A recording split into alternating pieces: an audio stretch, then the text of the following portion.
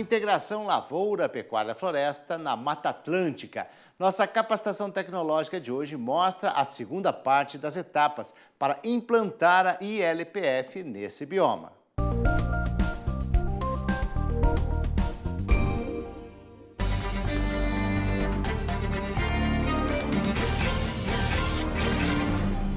Bom, pessoal, então vamos dar continuidade na nossa aula. Meu nome é Domingos, vamos continuar falando sobre os sistemas de ILPF no bioma Mata Atlântica, com ênfase em sistemas silvipastoris.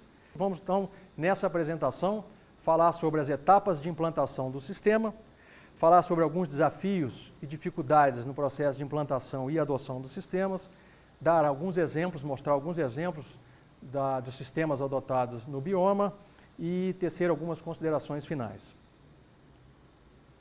Bom, os sistemas de integração, ou aqui no caso silvipastoris, ele tem várias etapas no seu processo de implantação que devem ser respeitados, e aqui eu vou tratar de alguns tópicos básicos importantes, nós não temos tempo para falar de todos. O primeiro tópico seria a escolha das espécies. Então, como que nós podemos escolher o componente arbóreo e o componente forrageiro para compor esses sistemas? A primeira pergunta que surge é: qual espécie arbórea escolher? O primeiro ponto é definir claramente o objetivo do sistema, para que eu estou querendo implantar um sistema de integração. Eu posso ter diferentes objetivos para a implantação desse sistema. A árvore pode entrar como simplesmente um componente de contribuição para o ambiente, ou pode entrar como, por exemplo, um componente de geração de renda direta. Então é preciso ter claro qual é o objetivo da implantação do sistema. O segundo aspecto seria conhecer bem a adaptação dessa espécie ao sistema proposto e à região, condições edafoclimáticas da região. Esses dois aspectos são extremamente importantes. Então, algumas características desejáveis dessas árvores, quando escolhidas para a implantação: primeiro, adaptação ao clima e solo da região, como foi dito. Segundo, a finalidade do plantio, conhecer o mercado e sua dimensão, qual seria o potencial econômico dessa espécie arbórea naquela região.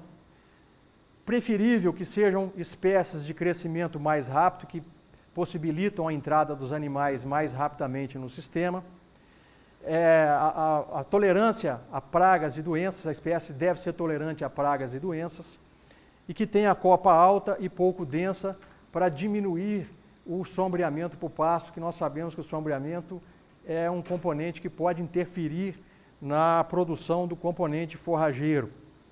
Nós temos uma gama muito grande de espécies sendo implantadas na região do bioma Mata Atlântica, algumas leguminosas como a acácia manjum, como a acácia negra, como o angico mirim, que é uma espécie leguminosa nativa da região, angico vermelho, bracatinga, e temos o eucalipto, e está grifado o eucalipto, porque tem sido a espécie o gênero mais plantado, provavelmente mais de 90% das espécies plantadas na região, dos sistemas implantados na região, diferentes espécies de eucalipto, seja clones ou árvores via semente, plantio via semente. Gliricidia sepium, cedro australiano. Nós temos algumas iniciativas com outras espécies, nem sempre bem-sucedidas. Sem dúvida nenhuma, o eucalipto é a principal espécie que tem sido usada nesses sistemas, certamente porque é a espécie de agronomia mais bem conhecida, de manejo mais bem conhecida, a espécie que tem um trabalho de melhoramento de longa data, que tem cultivares, variedades de alta produtividade, é a principal espécie plantada hoje. Alguns exemplos eu trago aqui de estudos que foram feitos na região com espécies exóticas. Aqui foram testadas 8 espécies de leguminosas arbóreas, com a intenção de verificar a adaptação na região da Zona da Mata, e aqui na Zona da Mata Mineira.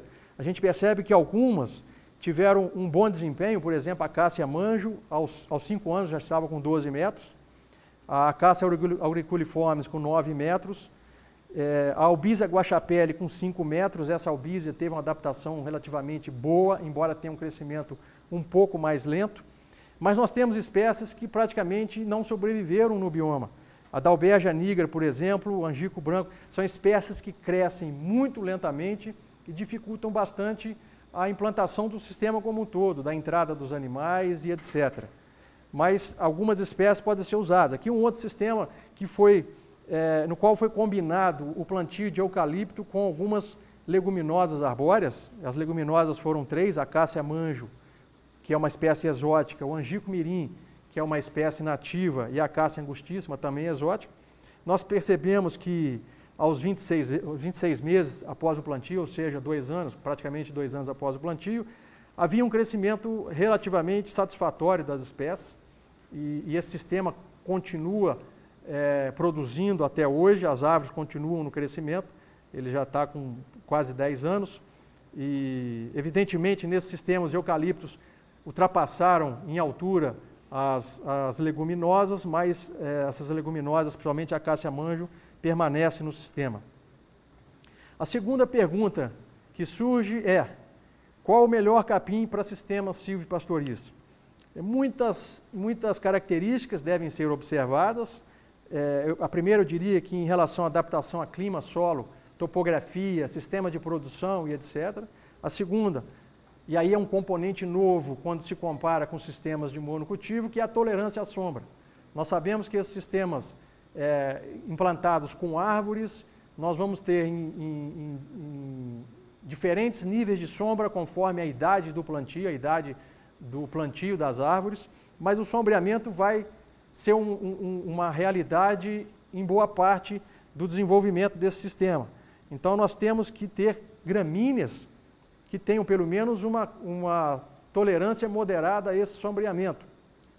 Nós temos muitos estudos feitos ao longo dos últimos 20 ou 30 anos em várias partes do mundo, e no Brasil nós temos muitos estudos feitos com as principais espécies forrageiras, e algumas têm se destacado. Eu trouxe um quadro que na verdade resume uma grande variedade de estudos, e para nossa sorte, as que têm se saído melhor nesse sistema são as braquiárias, que já têm um plantio bastante extenso no país.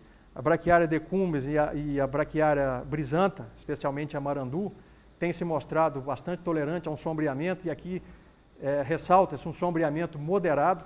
O sombreamento intenso vai ser sempre prejudicial, haja vista que essas espécies são espécies de ciclo fotossintético C4 e praticamente não saturam a resposta por radiação fotossinteticamente ativa.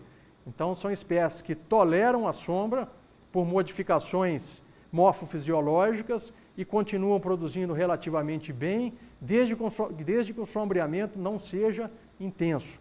Nós temos, por exemplo, espécies de pânico, que também têm uma relativa tolerância ao sombreamento. Aqui nós temos que ter cuidado, porque espécies de pânico, especialmente as mais plantadas, o Mombasa, o Tanzânia, são espécies de grande resposta ao uso de insumos com altíssimas produtividades, e às vezes até um sombreamento moderado poderá ser suficiente para inibir o alcance desse potencial de produção. O segundo aspecto se refere ao arranjo espacial das árvores, como nós vamos distribuir as árvores na área e qual seria então o espaçamento entre elas. Nós temos uma gama muito grande, alguns desenhos possíveis de serem usados. O que tem sido mais usado é o plantio, normalmente o plantio em linhas simples, árvores em linhas, com um espaçamento que tem variado. Nós vamos mostrar uma tabela com esses espaçamentos. O plantio em renque com 2 linhas, esse plantio tem sido usado também. Nós temos que ter cuidado, porque esse plantio, por exemplo, num plantio de eucalipto com 2 linhas, em algum momento pode se estabelecer uma competição mais acirrada entre as árvores das 2 linhas, e pode começar a ocorrer um desvio do crescimento do caule. E se a madeira, o objetivo é colher madeira para a serraria, isso pode trazer prejuízo para a qualidade da madeira, então teria que ser feito intervenções de desbaste para evitar esse tipo de problema. Plantio com mais de 2 linhas, nós temos, por exemplo, um plantio estabelecido com renques de 4 linhas na Embrapa Gado de Leite, espaçados de 30 metros. Tem algumas vantagens, mas tem uma desvantagem básica que nós temos percebido, que num determinado momento do plantio, o sombreamento sob a copa das árvores, ele é muito intenso e é uma área muito grande que fica sombreada, tendo em vista que são 4 linhas. Além disso, as linhas laterais têm acontecido o problema de desvio do tronco, então tem sido menos adotado, mas há possibilidade de adoção. O plantio em bosquetes, que são pequenos bosques de árvores, normalmente mais para contribuição para serviços ambientais, para aumento de biodiversidade, sombreamento para os animais, mas pode ser adotado.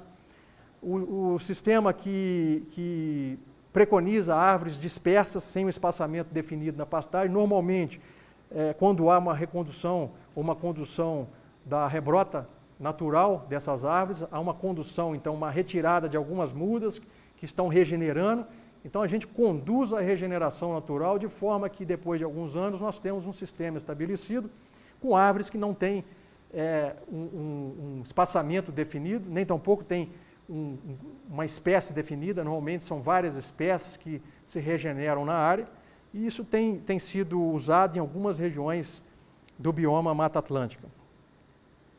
Então, considerando as árvores dispostas em renques, em linhas simples, duplas ou de mais linhas, 3 questões emergem aqui. A primeira, que tem sido bastante comentada, primeiro, o plantio deve ser feito em nível, em curvas de nível, ou deve ser feito no sentido leste-oeste?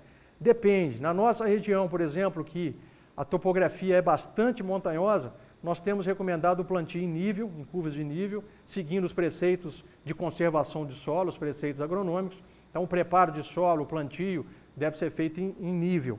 Em áreas de topografia relativamente planas, ou topografia plana, nós temos recomendado o plantio no sentido leste-oeste, para minimizar o efeito do sombreamento no componente pasto, especialmente quando as árvores já estão num estágio de crescimento mais avançado. O espaçamento entre esses renques tem variado aí entre 10 e 30 metros, tem sido muito comum espaçamentos de 15 a 20, é uma média, se a gente for colocar uma média de 15 a 20. O que nós temos percebido, que os espaçamentos utilizados com menos de 10 metros entre renques ou linhas de árvore têm trazido um prejuízo precoce para o crescimento do pasto, e nós vimos produtores que têm tido problema para a manutenção do rebanho, porque no segundo ano de plantio as árvores crescem muito rapidamente quando são eucaliptos, principalmente vindos de clone, e o sombreamento já está tão intenso que o capim simplesmente diminui de forma muito acentuada a sua produção, e aí o sistema deixa de ter a persistência do ponto de vista pecuário. Sistemas que preconizam de 15 a 20 metros têm sido os mais comuns. O espaçamento pode respeitar e deve, sempre que é usado com integração com lavoura, o espaçamento, a largura de trabalho das máquinas, então pode ser 22, pode ser 21 ou 23, depende muito do maquinário que é usado entre esses renques de árvore. Nós fizemos um estudo lá na Embrapa, no qual nós testamos o efeito desses espaçamentos, variando aí o efeito da árvore de 3 até 15 metros, ou seja, na verdade, variando de 3 até 30 metros, considerando 2 renques plantados em sequência, e nós obtivemos resultados positivos a partir de 15 metros. O efeito da sombra começa a não prejudicar o crescimento do pasto a partir de 15 metros e indo até próximo de 18 a 20. Então, não é proibido plantar ou estabelecer renques com menos de 15, mas com menos de 15 é preciso se preocupar em operações de manejo, especialmente desrama e desbaste do componente arbóreo, pensando na sustentabilidade do sistema, especialmente para evitar uma sombra muito intensa de forma muito precoce. Na linha, esse plantio tem sido feito entre 1,5 m e 4 metros entre as árvores na linha, normalmente de 2 a 3, mas a gente percebe que de 1,5 a 4 é normal. Geralmente, quando se espaça mais os renques, nós temos diminuído as árvores na linha, e quando se aproxima mais os renques, nós temos aumentado o espaço espaçamento na linha. Aqui eu trouxe apenas alguns exemplos de espaçamentos que têm sido adotados e arranjos que têm sido adotados, arranjos de uma linha ou de duas linhas. Nós percebemos que basicamente duas coisas se modificam. Primeira, a densidade de árvores, logicamente. Isso tem a ver com o comportamento da árvore, menos árvores na área. Nós temos uma área por árvore maior e certamente essa árvore vai ter uma dinâmica de crescimento um pouco diferente daquelas árvores que estão numa área mais adensada, que vai ter uma competição, vai se estabelecer uma competição entre os indivíduos mais rapidamente. Essa área que tem uma maior quantidade de árvores normalmente tende a ter um crescimento mais vigoroso em altura e menos vigoroso em diâmetro, ao contrário do que acontece em áreas com densidades menores. O que a gente tem que se preocupar, normalmente, com essas densidades de árvores acima de 370, 385, como está aqui posto, 400, 500 árvores, provavelmente entre o terceiro e sexto, quarto, quinto, sexto ano, pensando na manutenção do componente pecuário ao longo do desenvolvimento do sistema, a gente tem que preconizar algum desbaste dessas árvores para que o sombreamento não seja muito intenso. O terceiro ponto, então, seria o estabelecimento das árvores e do pasto e a inserção dos animais. Quando estabelecer, quando plantar e inserir os animais em cada um dessas possibilidades. Os dois primeiros pontos aqui se referem a uma perspectiva de uso do pasto logo em seguida ao plantio das árvores, ou seja, os animais terão contato com o componente arbóreo, sendo que esse componente arbóreo ainda está em fase inicial de crescimento. E aí a preocupação é evitar que haja danos para essas mudas, para que não seja comprometido o estabelecimento e o estande final preconizado. O plantio das árvores pode ser feito, então, em pastagens estabelecidas. Se a gente tem um pasto em boas condições, por exemplo, nós podemos simplesmente estabelecer o componente arbóreo nessa pastagem, sem intervenção mais forte no componente pasto. Nesse caso, se a gente iniciar o pastejo ou continuar com o pastejo, estando as árvores ainda em fase de crescimento inicial, nós temos que pensar, por exemplo, numa proteção das mudas, seja com cerca elétrica, seja com proteção individual, que encarece bastante o sistema, mas há uma possibilidade de se fazer esse pastejo logo no início do plantio. A segunda perspectiva seria o plantio simultâneo de árvores e forrageiras, no caso de uma recuperação, por exemplo, ou renovação de pastagem, em que o objetivo do produtor é utilizar o pasto para pastejo dos animais logo aos 3 ou 4 meses, por exemplo, pós-plantio das forrageiras. É uma fase que as árvores ainda estão em crescimento inicial e também deverá pensar numa proteção dessas árvores. A segunda perspectiva, então, seria não usar o componente pasto nesse primeiro ano, ou seja, destinar o primeiro ano para o estabelecimento do componente arbóreo. Aí, nós podemos pensar num pastejo somente no segundo ano. Nós temos algumas experiências na região com plantios de clones de eucalipto de crescimento extremamente rápido, que aos sexto ao 8º mês foi possível introduzir garrotes, novilhos de peso em torno de 200 quilos e fazer pastejos controlados e mais leves na área, sem danificar o componente arbóreo. Mas, em média, nós podemos pensar em qualquer coisa próximo de um ano, dependendo se for. Nós temos um plantio, por exemplo, com espécies nativas, numa zona de APP, que pode ser usada com sistemas agroflorestais sustentáveis, que está no 3º ano ainda sem o pastejo, porque o crescimento das espécies é tão lento que ainda não permitiu a introdução dos animais na área. Então, o que vai ditar o momento de introdução dos animais na área é o crescimento do componente arbóreo, ou à disposição para proteger esse componente dos animais. Um exemplo aqui, uma propriedade da região, uma propriedade de topografia montanhosa, implantando então um sistema em renques aqui de 2 linhas. Nós observamos a topografia do ponto de vista de mecanização bastante desfavorável, mas o produtor fez o preparo da área, riscando, gradeando os locais onde seriam então feito o plantio das árvores. Olha, o morro já todo riscado, não houve uma intervenção no componente pasto, porque estava numa boa condição. Aqui, o plantio com 6 meses, nós observamos os renques já em fase de crescimento, aqui é eucalipto, e o interessante é que 2 áreas ficaram na coloração roxa, e são justamente as áreas onde o trator, quando ele fez o plantio da braquiária, há mais anos atrás, não conseguiu distribuir a semente, então o capim-gordura permaneceu, e ali é um florescimento do capim-gordura que está dando esse contraste interessante. São áreas de uma depressão maior. E aqui o plantio já próximo de 1 ano de idade, o produtor já fez a introdução dos animais nessa área próximo de 1 ano de garrotes. A proteção com cerca elétrica sempre é importante, se o objetivo é realizar o pastejo logo nos primeiros meses após o plantio do componente arbóreo. É preciso deixar uma parte protegida do crescimento da braquiária, porque a braquiária, por exemplo, se for a braquiária, é um capim extremamente agressivo e pode comprometer nos momentos iniciais o crescimento das mudas. Aqui, por exemplo, um plantio em linha simples de 1,5 m até 2 metros de área de proteção, ou seja, de manutenção de uma área capinada, deixada sem a competição com a braquiária e a cerca elétrica, né, nas bordas dessa faixa protegida aí.